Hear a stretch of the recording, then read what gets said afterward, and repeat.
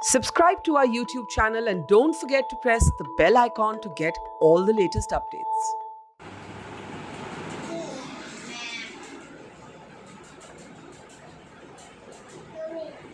देखिए, एक ये मैंने फ़ैसला बहुत सोच समझ के बहुत एक अपना दिमाग को एक साइड रख कर के किसी के प्रेशर में नहीं आके किसी का कुछ नहीं आकर के मैंने फ़ैसला इसलिए लिया है। मैंने प्राइम मिनिस्टर मोदी जी को, योगी जी को और बहुत राज्यपाल को, राष्ट्रपति को, सबको मैंने ट्विटर हैंडल पे ट्वीट किया है और मैंने प्रस्ताव रखा है कि सरकार गरीबों के लिए तो सब कुछ कर रही है, उनके लिए तो हर भरण पोषण हो रहा है, लेकिन क्या मिडिल क्लास के लिए किसने सोचा?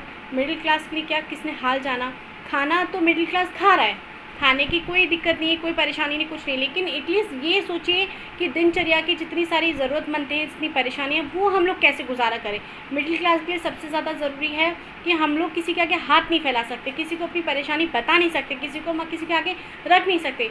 तो मैंने चाहा कि मैंने बहुत दिमाग लगा के सोचा कि क्यों ना मैं एक ऐसी पहल करूँ जो सरकार जागे, सरकार को कुछ समझ में आए कि मिडिल क्लास की परेशानी, तकलीफ़ क्या होती है।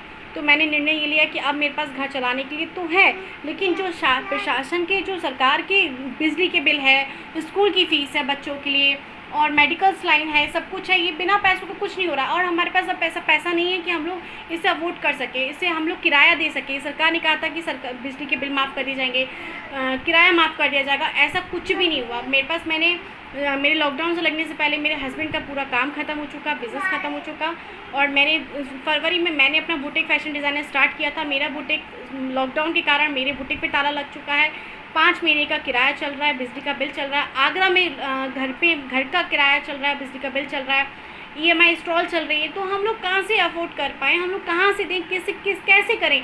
बच्चों की ऑनलाइन क्लासेस पे प्रेशर बनाया जा रहा है, बच्चों की किताबों के लिए कराएं, जब हमारे पास इतना पैसा ही नहीं है, हम मोबाइल में नेटवर्क नहीं कर रिचार्ज करा सकते, हमारे पास एक ही फ़ोन है, तो हम बच्चों को कैसे दें? तो ये क्यों नहीं सरकार मिडिल क्लास के लिए सोच रही है?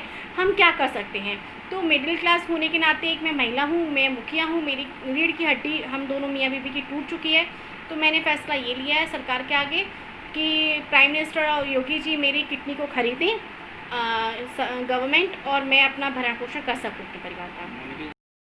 देखिए, किडनी बेचने का जो इन्होंने निर्णय लिया है वो बहुत ही सोच समझ के, बहुत होश आवाज़ में लिया है। उसकी वजह ये है कि होली से हम लोगों का जूते का कारखाना बंद था।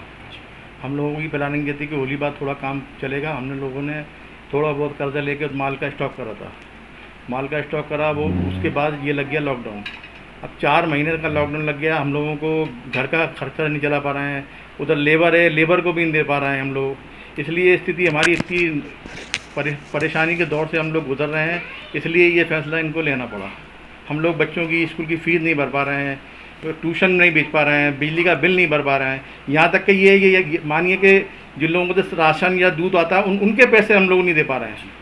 इसलिए परेशानी में आकर उन्होंने ये फैसला लिया है। इस फैसले से इनके समर्थन में इनके साथ हूँ और